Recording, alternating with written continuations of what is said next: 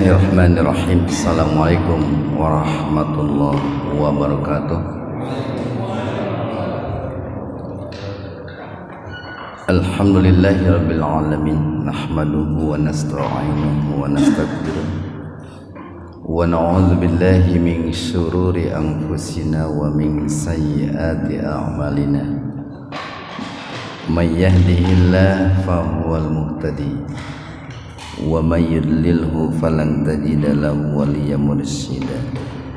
Asyhadu an la ilaha illallah wahdahu la syarikalah wa asyhadu anna Muhammadan abduhu wa rasuluh alladzi la nabiyya wa la rasula ba'da. Hadirin ikhwatu iman jemaah Majelis Tafsir Illiyin, mudah-mudahan senantiasa diberikan ridho dan ampunan Allah Subhanahu wa taala. Alhamdulillah, kajian tafsir di Majelis Tafsir Illiyin pada kesempatan ini membahas surat Al-A'raf ayat 189 halaman 175.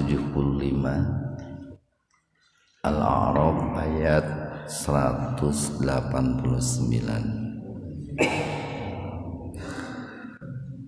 Di Al-A'raf ayat 129 ini pertama Allah mengabarkan kepada kita tentang rububiyahnya, ya, bahwa Allah itu sang khalik, sang maha pencipta. Allah itu ar-razik, sang maha pemberi rizki. Allah itu al-mudbir, sang maha pendidik, sang maha pengatur. Dan Allah itu al-murabbi, sang maha pendidik. Tentu ending yang diakhirkan, yang diinginkan gitu ya,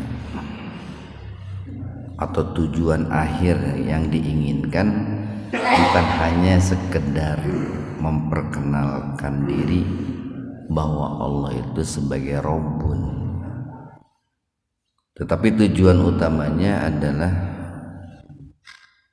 agar manusia itu betul-betul beribadah mengesahkan Allah Subhanahu wa taala. Tujuan akhirnya itu adalah menjadikan Allah sebagai ilahun, sebagai satu-satunya zat yang wajib diibadahi.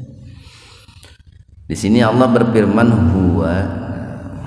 huwa itu domir, domirnya domir munfasil. Munfasil itu terpisah. Nah, domir itu kata ganti, ya, jadi kata ganti yang terpisah. Yang digantinya itu kata Allah. Jadi huwallazi maksudnya Allahul ladzi. Dialah Allah alladzi, yang mana Allah itu. Jadi alladzi itu ismul mausul, kata sambung. Khalaqakum, telah menciptakan kalian. Kalian di sini ditujukan kepada kita nih, Pak. Kepada kita seluruh manusia. Terutama semenjak penciptaan manusia yang pertama, yaitu bapak kita Nabi Adam alaihissalam dan juga istrinya Siti Hawa. Kemudian berlanjut sampailah kepada penciptaan kita hari ini. Min nafsi wahidah, dari jiwa yang satu. Nah, di sini harus hati-hati di sini. Banyak orang-orang yang tidak menyukai Islam, yang sering menafsirkan bahwa tidak ada ayat Al-Quran yang mengatakan bahwa kita itu diciptakan dari, atau manusia pertama yang diciptakan itu adalah Nabi Adam. Itu mereka sering mengatakan seperti itu. Al-Quran itu menciptakan manusia pertama itu bukan Nabi Adam, tapi berdua katanya, Nabi Adam dan Siti Hawa bareng katanya gitu. Kenapa? Ini dalilnya ini mereka ini nih. Jadi Al-Quran mengabarkan bahwa Allah itu menciptakan Siti Adam dan Siti Hawa itu, Nabi Adam dan Siti Hawa itu disebutnya itu min nafsi wahidah, dari jiwa yang satu. Nah, disinilah kita perlunya dalam menafsirkan Al-Quran itu harus merujuk ya kepada mufasir terdahulu ya, atau merujuk kepada tafsiran ulama-ulama klasik gitu ya. Terlebih-lebih dalam ayat-ayat seperti ini. Kenapa mereka tidak setuju kalau manusia pertama itu Nabi Adam? Karena mereka tidak terima kalau Siti Hawa itu dijadikan sebagai orang nomor 2 setelah Adam. Kesananya lagi mereka tidak setuju kalau laki-laki sebagai pemimpin, perempuan sebagai makmum. Kesananya lagi mereka tidak setuju kalau perempuan mendapatkan setengah dari laki-laki dalam warisan, atau laki-laki mendapatkan 2 bagian dari perempuan gitu. Nah, maka cara untuk menyerang ajaran Islam itu diantaranya dari sini. Jadi Al-Quran tidak menyebutkan manusia pertama itu Adam, tapi menyebutkan manusia pertama itu min nafsi wahidah, dari jiwa yang satu. Jadi Adam dan Hawa itu satu jiwa, kata mereka begitu. Nah, jadi cara menafsirnya begini, dialah Allah yang telah menciptakan kalian itu min nafsi wahidah, dari jiwa yang satu. Maksudnya itu adalah Nabi Adam alaihissalam. Kenapa? Karena kalimat berikutnya begini nih, waja'ala, dan dia menciptakan minha, dari jiwa yang satu itu, zaujaha, pasangan hidupnya atau istrinya gitu. Istrinya. Nah, di sini menggunakan ja'ala nih Pak. Ja'ala itu bukan menciptakan pertama kali, beda dengan khalaqo. Kalau khalaqo itu penciptaan sebelum ja'ala. Jadi kalau waja'ala itu diartikannya menjadikan. Jadi waja'ala, dan dialah Allah yang menjadikan. Minha maksudnya min nafsi wahidah, dari jiwa yang satu itu maksudnya Nabi Adam alaihissalam, zaujaha, pasangannya, istrinya. Siapa? Yaitu Siti Hawa itu. Liyaskuna, li untuk yaskuna, supaya dia sukun, ilaiha, kepada pasangannya, kepada istrinya.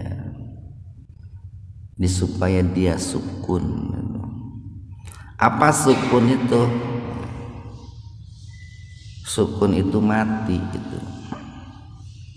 Arti asalnya sukun itu mati, Pak.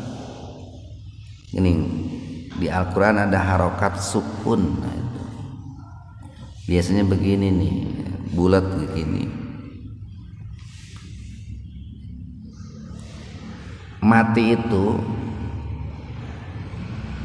identik dengan tenang, dengan tenang. Ini suka ada kata-kata di kita, tong sedih, bapak mah ibu mah tos tenang, doakeun we, nah gitu Pak. Kan sok itunya, mereka sudah tenang di sisi Allah. Nah jadi ada kemiripan gitu, ada kaitan antara mati dengan tenang. Makanya kalau dikaitkan dengan rumah tangga itu ada istilah yang namanya sakinah gitu. Sakinah. Nah, sakinah teh lain sareng aki-aki ngeunah lah. Ya. Jadi sakinah itu tenang, tentram, damai, harmonis gitu. Jadi memang dengan adanya pasangan itu akan menjadikan seorang suami itu menjadi tenang, menjadi tentram. Ia motivasi ke anu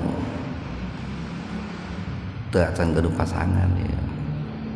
Jadi dengan adanya pasangan itu bisa menjadikan hati tenang, tentram.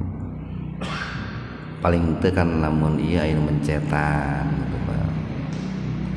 Lamun aya masalah bisa berbagi gitu Pak. Lamun aya kapusing bisa aya menghibur itu Pak. Tentu untuk menciptakan sakinah itu banyak faktor lah yang harus dipenuhi, dari mulai faktor-faktor kecil sampai faktor-faktor besar. Hal-hal kecil sampai hal-hal besar itu harus diperhatikan, harus dipenuhi. Baru akan tercipta yang namanya sakinah, mawaddah, warahmah. Falamma, maka ketika tagossa, dia menggaulinya atau mensetubuhinya. Gosa itu kan menutup Pak, menutup. Walaili idza yaghsha, demi malam apabila menutupi, karena biasanya nih ketika seorang suami menggauli istrinya, badan istrinya kan tertutup itu Pak oleh badan suami itu. Nah makanya dimanai tagosa itu menyetubuhinya, menggaulinya. Jadi ketika sang suami ya, dalam hal ini adalah Nabi Adam alaihi salam menggauli istrinya Siti Hawa, hamalat, istrinya itu hamil Pak, hamil, mengandung, hamlan khafifan, dengan kehamilan yang ringan gitu. Disebut hamil itu Pak, orang yang mengandung disebut hamil. Hamil itu artinya membawa Pak. Arti asal hamil itu membawa. Karena seorang perempuan, seorang istri, ketika dia mengandung bayinya itu nggak pernah dilepaskan, nggak pernah disimpan gitu. Kemana-mana itu selalu dibawa. Mau ke toilet dibawa, mau ke mall dibawa, mau jalan-jalan dibawa, makan, minum, tidur dibawa. Maka disebutnya hamil Pak. Kan nggak ada seorang perempuan ayeuna EKWC ditunda heula kandunganna kan, erek mall ditunda heula kan, dibawa-bawa kemana-mana. Maka disebutnya itu hamil karena selalu dibawa-bawa. Gini itu di surat apa tuh, Al-Hab, wa mra'atuhu hammalatal hatab, ada hamal tuh. Dan istrinya Abu Lahab itu selalu memikul, membawa kayu bakar kemana-mana. Karena istrinya Abu Lahab api kebenciannya kepada Nabi Muhammad tidak pernah reda gitu. Sehingga dimanapun bertemu dengan Nabi Muhammad itu selalu menjaili Nabi Muhammad. Makanya digambarkan istri Abu Lahab itu hamil, selalu membawa kayu bakar, selalu membawa api kebencian. Nah, jadi awalnya baik Siti Hawa ataupun perempuan-perempuan yang lain, istri-istri yang lain, kehamilan mereka itu ringan, Pak. Hamlan khafifan. Kan awalnya itu kan hanya berupa air, Pak. Berupa air. Setetes air. Setetes sperma dengan sel telur, dengan ovum. Dengan sansret atau Pak. Sehingga lamun disenokan ngemual pinu sasenok. Awalnya kan ringan. Lalu setelah bercampur antara sperma dan sel telur membentuk yang namanya alaqah. Alaqah itu segumpal darah. Disebut alaqah, alaqah itu menggantung, menggantung. Karena segumpal darah itu menempel di dinding rahim, menggantung di dinding rahim. Setelah segumpal darah berubah tuh. Berubah 40 hari kemudian berubah menjadi mudghah. Menjadi sekepal, sekerat daging. Disebut mudghah itu karena memang dagingnya itu kecil. Kalau dikunyah pun diselewegeun Pak itu langsung katereuy, langsung kemakan itu. Makanya disebut mudghah. Baru setelah itu 40 hari kemudian mudghah itu ada tulangnya. Setelah itu tulangnya itu 40 hari kemudian dibungkus lagi dengan daging. Nah, sampai usia itu ya katakanlah 120 hari. Sabaraha bulan namun 120 hari itu, Pak. Kurang lebih 4 bulan. 4 bulan. Nah, itu ringan itu, Pak. Hamlan khafifan itu. Kandungan seorang istri, seorang perempuan termasuk Siti Hawa dulu itu ringan. Bahkan mungkin belum kelihatan sepintas orang tidak akan melihat ada perubahan dalam dirinya, dalam perutnya. Tapi terus kan tuh pamarrat bihi. Nah itu. Lalu marot itu lewat, arti aslinya lewat. Kemudian terus itu bertambah tuh. Bertambah usia kandungannya itu 5 bulan, 6 bulan, 7 bulan dan seterusnya. Itu semakin membesar otomatis secara logika kalau semakin membesar biasanya semakin berat timbangannya itu. Jadi yang tadinya kandungan itu ringan akan semakin berat. Nah, dan kalimat berikutnya nih, falamma maka ketika asqalat berat, pamang sakulat mawazinu. Nah, sakulat itu kan berat. Nih, maka ketika asqalat menjadi berat, da'awallaha. Nah, ini harusnya ditanya ini ke dokter kandungan nih. Kapan sih sebetulnya mulai berat itu kandungannya itu? Harus menggunakan pendekatan sains di sini Pak sebetulnya. Dalam menafsirkannya itu dikaitkan dengan sains. Jadi ketika kandungannya itu semakin berat, da'awa, ada alifnya nih Pak nih. Mereka berdoa gitu. Kalau seorang yang berdoanya ya, itu nggak ada alifnya, da'au. Tapi karena yang berdoanya itu 2 orang, maka pakai alif. Da'awa keduanya. baik Adam dan Hawa ataupun suami istri yang lain, keturunannya, itu keduanya berdoa Allah kepada Allah Rabbahuma sebagai Rabb keduanya. Dan di sini setelah lafaz Allah diikuti dengan kata Rabbun gitu Pak. Padahal kan kita sering berdoa ya Allah sering, ya Robbi sering gitu.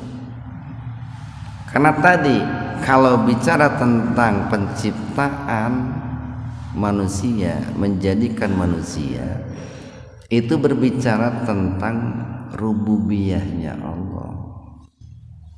Berbicara tentang Allah itu sang maha pencipta, sang maha pemelihara, sang maha pengatur, sang maha pemberi rizki. Makanya di samping lafaz Allah muncul kata Rabbun itu. Jadi mereka berdua, termasuk mungkin bapak dan ibu dulu ketika istrinya hamil, itu ketika kandungan istrinya semakin membesar, semakin berat, memanjatkan doa kepada Allah Subhanahu wa taala. Dah boro-boro bapak-bapak nu saroleh, nu teu saroleh ge pasti aya ngabogaan budak manu soleh. Lain. Ini doanya nih Pak nih. Doa yang dipanjatkan dulu oleh Nabi Adam dan Siti Hawa. Dan doa ini bagus dibaca oleh sepasang suami istri ketika istrinya sedang hamil, terlebih-lebih hamil tua. Jadi kalau hamil muda itu Pak, ada istilah hamil muda kan. Lain istri muda wae, hamil muda ya. Hamil muda itu kisaran sampai 4 bulan. Ringan itu Pak, baru hamil tua itu berat itu. 5 bulan ke sana itu berat. Nah, apa isi doanya ini Pak nih? Lain ataitana soliha lanakunanna minasyakirin. Boleh Pak diawali dengan begini, ya Rabbi gitu. Kenapa kok boleh? Kan sebelumnya ada kata Rabbahuma. Ya Rabbi lain ataitana soliha lanakunanna minasyakirin. Kayak bisi bapak-bapak nikah deui lalu hamil istrinya. Tak iya doa apa? Di sini bareto poho teu maca doa iya. Atau lamun budak nah keur hamil rek boga incu sing maca ieu doa ya. Ya Rabbi lain ataitana sholiha lanakunanna minas syakirin. Jadi ya Allah sungguh jika gitu, ataitana Engkau berikan kepada kami solihah, seorang anak yang soleh gitu. Baik laki-laki ataupun perempuan. Jadi di sini bukan hanya untuk laki-laki, walaupun nggak pakai tak, nggak pakai solihah, tapi maksudnya dua-duanya. Sungguh jika Engkau anugerahkan kepada kami anak yang soleh, lanakunanna, sungguh kami akan menjadi minasyakirin, orang-orang yang senantiasa bersyukur kepadamu, orang-orang yang senantiasa berterima kasih kepadamu. Nah ini dulu pernah diucapkan oleh Nabi Adam alaihissalam. Saya tegaskan nih, dulu pernah diucapkan oleh Nabi Adam alaihissalam dan bagus diucapkan oleh kita hari ini. Kenapa saya tegaskan dulu pernah diucapkan oleh Nabi Adam? Karena dalam ayat 190 nih, ayat berikutnya itu banyak penafsiran yang tidak bisa diterima begitu saja. Jadi harus hati-hati juga, apalagi kalau Bapak bacanya mungkin di Google atau di mana itu. Banyaklah hal-hal yang harus diwaspadai itu.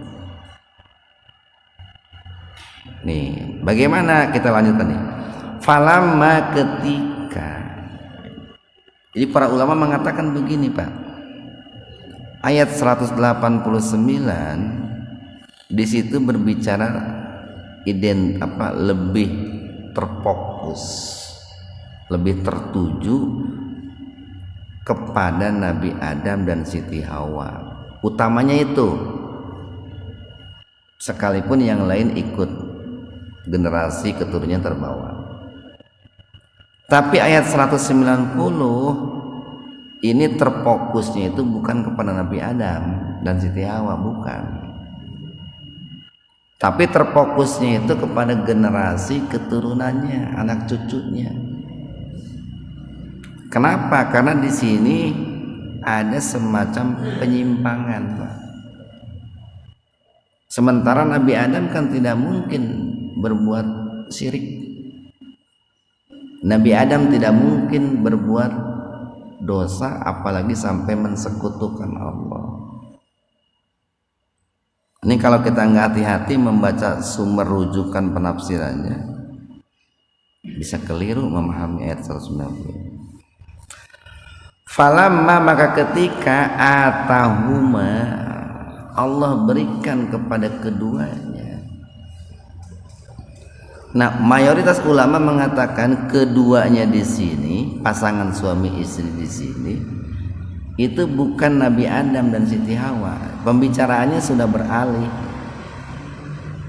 Siapa suami istri di sini? Keduanya di sini, yaitu mereka generasi keturunan Nabi Adam.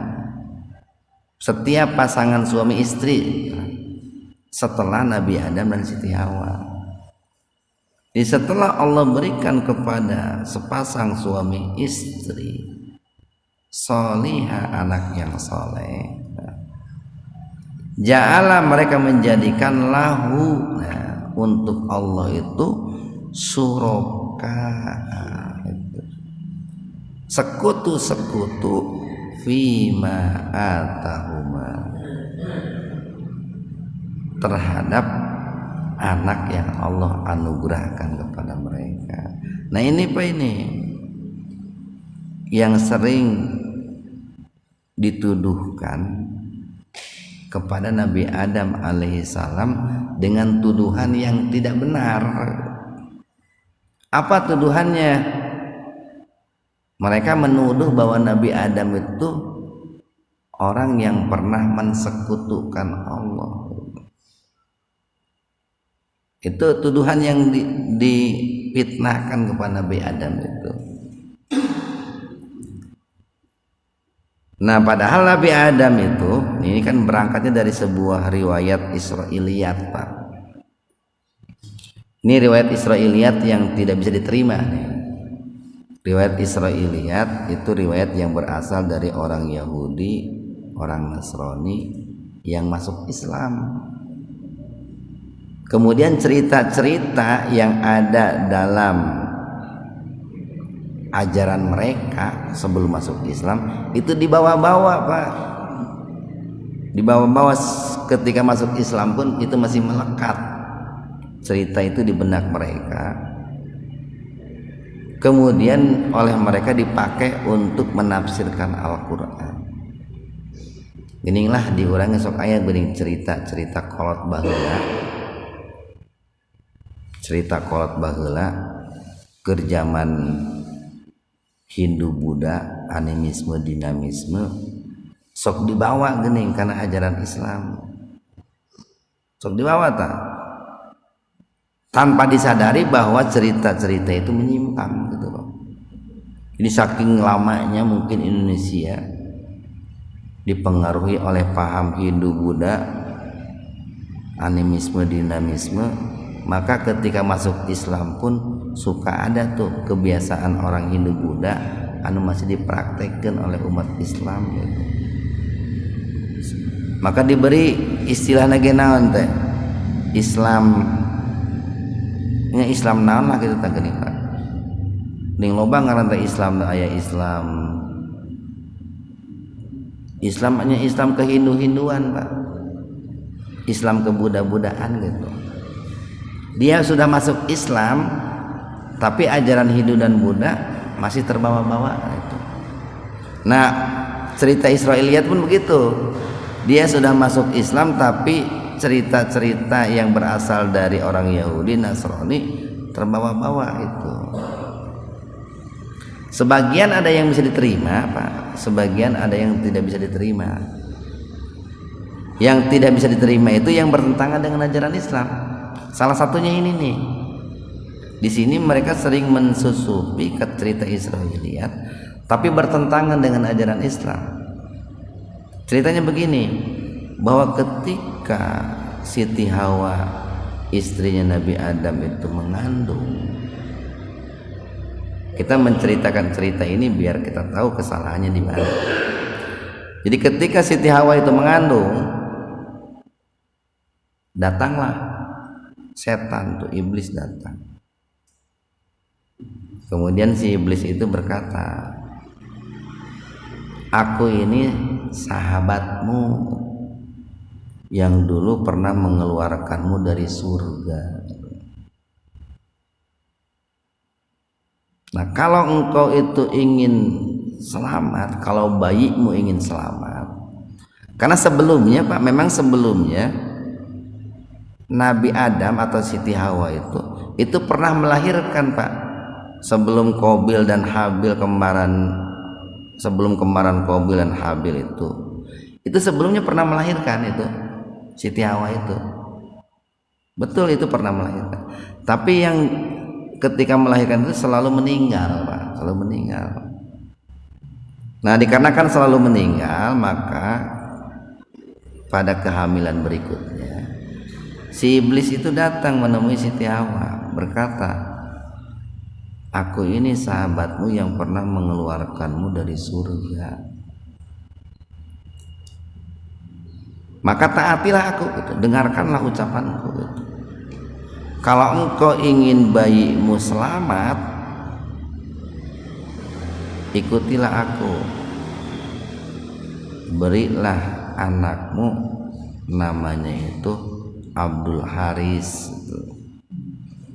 Abdul Haris, apa artinya Abdul Haris itu? Hamba setan gitu. Berilah anakmu itu namanya Abdul Haris. Jadi kudu hati-hati Pak, tong pada make Abdul jadi alus hati nanti. Abdul Fir'aun gitu. Tong pada make kata Abdul, kan kadituna Fir'aun jadi goreng artinya, jadi Abdul Fir'aun kan. Berilah anakmu itu namanya Abdul Haris. Ada yang menerjemahkan Abdul Haris itu hamba setan, ada yang menerjemahkan Abdul Haris itu hamba singa gitu, hamba singa. Kalau engkau tidak mengikuti saranku, kata si iblis gitu, maka bayimu itu akan lahir dengan memiliki 2 tanduk, akan tandukan budak nanti, terus nanti tanduknya akan merobek rahim istrimu. Bahkan bisa jadi nanti anakmu juga ketika lahir mati lagi. Nah dalam cerita itu, karena saking inginnya Siti Hawa dan Nabi Adam memiliki anak, lahir dalam keadaan sehat sempurna, maka diikuti itu saran si iblis itu. Nah cerita itu nggak bisa diterima Pak, nggak bisa diterima, bertentangan. Di mana bertentangannya itu? Satu nih, kan si iblis memperkenalkan diri, saya ini sahabatmu yang pernah mengeluarkanmu dari surga gitu. Mual mungkin kan Adam percayaan yang Siti Hawa, paling siapa bagalai kaing nipu merinakan gitu Pak.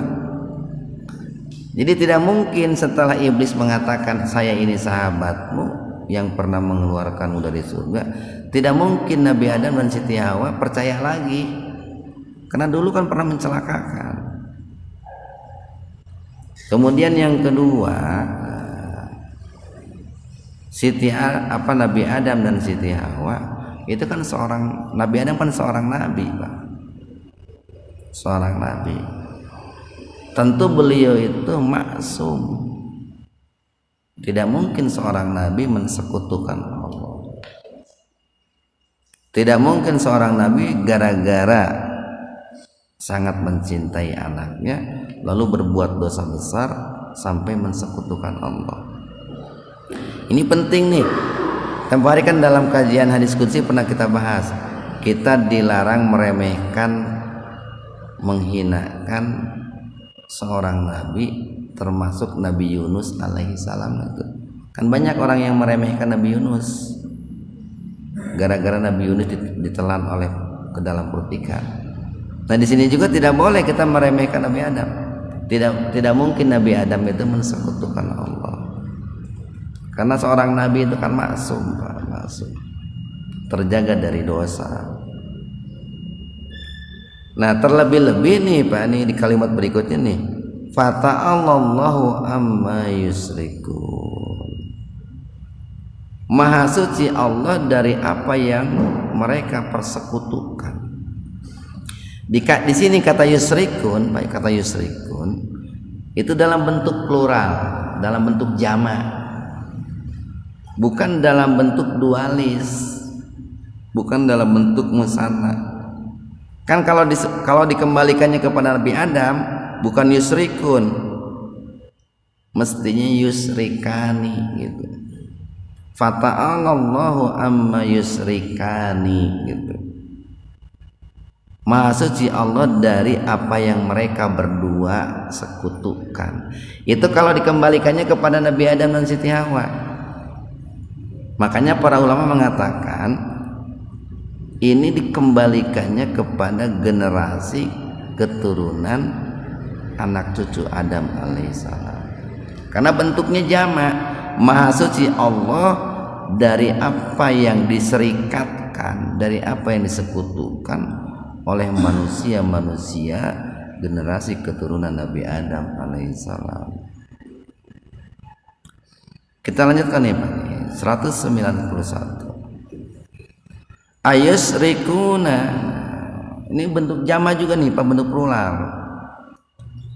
A-nya itu hamil istifham. Ayusrikuna, apakah kalian menserikatkan Allah ma dengan sesuatu la yakhluqu yang tidak bisa menciptakan syai'an sesuatu apapun.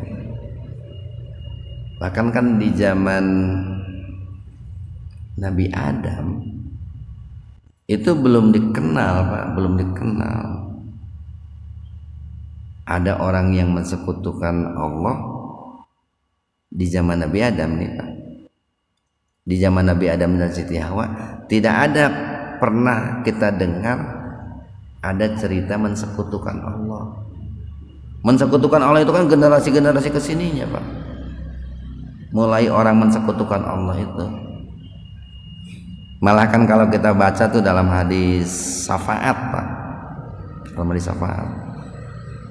Nanti manusia-manusia itu kan di yaumul akhir itu akan datang minta syafaat kepada Nabi Adam alaihissalam. Itu sebuah pertanda bahwa Nabi Adam pada saat itu dalam kondisi selamat, berada dalam surga. Makanya keturunannya datang menemui Nabi Adam sebagai bapak pertama untuk meminta syafaat. Waktu itu Nabi Adam berkata, maafkan saya tidak bisa memberikan syafaat. Salah satu alasan Nabi Adam tidak memberikan syafaat bukan Nabi Adam pernah mensekutukan Allah, bukan. Karena Nabi Adam tidak pernah mensekutukan Allah. Nabi Adam itu tidak bisa memberikan syafaat karena beliau itu pernah melanggar, yaitu mendekati atau memakan buah larangan itu Pak. Karena Nabi Adam menyarankan datanglah kepada Nabi Ibrahim katanya. Kan begitu. Setelah manusia datang menemui Nabi Ibrahim pun angkat tangan, saya tidak bisa memberikan syafaat Coba datanglah kepada Nabi Muhammad, karena beliau orang yang diberikan izin oleh Allah untuk memberikan syafaat. Jadi apakah kalian akan mensekutukan Allah dengan sesuatu, dengan berhala-berhala yang tidak bisa menciptakan sesuatu? Wahum yukhlaqun, bahkan mereka itu jangankan menciptakan, mereka itu diciptakan. Kan lamun dipikirkan dengan logika kita nih, orang menciptakan patung itu dibuat oleh dirinya, seperti dulu Azar, ayahnya Nabi Ibrahim. Itu kan dikenal, Azar itu pembuat patung. Setelah patung itu jadi, disembah itu Pak. Itu kan logika manapun sulit untuk menerima itu Pak. Masa yang dibuat oleh dirinya lalu disembah oleh dirinya, kan edan atau mata penyimpangan edan eta. Dibuat oleh tangannya setelah jadi lalu disembah, dan boro-boro cek jelema, cek sapi tegelo imane mereka kan gitu Pak. Dewek teh dijieun ku didinya terus disembah ku didinya gitu. Nah, jadi mereka itu yang disembah, berhala-berhala itu, jangankan menciptakan, jangankan menjadikan, mereka adalah makhluk mati, benda mati yang dibuat, yang dicipta. 192 wala yastati'una, wala dan tidak la yastati'una, mereka memiliki kemampuan. Istito'ah itu kan, man istato'a ilaihi sabila, kan begitu Pak. Jadi mereka berhala-berhala, patung-patung tidak punya kemampuan lahum kepada mereka, kepada para penyembahnya, nasron, memberikan pertolongan. Wala dan tidak pula angkusahum, kepada diri mereka yang surun, memberikan pertolongan. Jadi jangankan memberikan pertolongan kepada orang lain, menolong dirinya sendiri saja tidak mampu.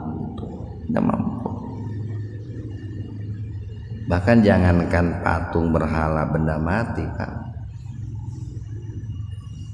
Hari ini kan banyak tuh orang yang datang ke dukun, pejabat geuning lamun rek nyaralonkeun teh datang ka dukun gitu ya. Padahal lamun dipikiran ku otak nu jernih Pak, si dukun ge pan teu beugeun jabatan atuh. Mun cek dukun teh mun aing bisa mah aing we jadi presiden mereka gitu. Gitu Pak. Mun bisa mah saya we jadi gubernur, jadi bupati gitu. Mau dibikin ka didinya gitu. Tapi kan manusia lamun geus poek mah kitu Pak, poek. Aya jelema hayang mobil datang ke dukun lagi kan teu beugeun mobil atuh. Cek dukun teh lamun bisa mah keur saya we heula gitu. Atau keur anak keur incu heula mobil teh kan gitu. Nah, cuman kan manusia kalau sudah gelap itu, sudah poek, itu mata hatinya, kebenaran hatinya itu akan dibutakan oleh hawa nafsunya. 193 nih terakhir. Wa in, dan jika tad'uhum, kalian minta, menyeru atau berdoa kepada mereka, ilal huda, kepada petunjuk, kepada hidayah. Apabila kalian meminta kepada mereka supaya mereka itu memberikan petunjuk, bebas petunjuk apa, mau petunjuk duniawi, mau petunjuk ukhrawi, mau petunjuk urusan dunia tadi bisi hayang beunghar atau kumaha, terlebih-lebih petunjuk nu berkaitan dengan agama, layat tabi'ukum, mereka itu tidak akan bisa memberikan petunjuk, tidak akan bisa mengabulkan keinginan kalian. sawaun, sama saja gitu, podo wae. Alaikum, kalian ada autumuhu, berdoa meminta kepada mereka, am antum somitun, atau kalian berdiam diri tidak meminta kepada mereka. Jadi mau berdoa mau tidak, mau meminta ataupun tidak kepada yang namanya berhala, patung, atau kepada dukun-dukun, itu mau minta atau tidak, mereka itu tidak bisa mengabulkan keinginan kita, tidak bisa memberikan apa yang kita inginkan gitu. Yang bisa mengabulkan apa yang kita inginkan dialah Allah Subhanahu wa ta'ala, Dat yang maha kaya, Dat yang maha pemberi, Dat yang maha dermawan. Nah, mudah-mudahan ada manfaatnya untuk kita semua. Subhanakallahumma bihamdika asyhadu an la ilaha illa anta astaghfiruka wa atubu ilaik. Assalamualaikum warahmatullahi wabarakatuh.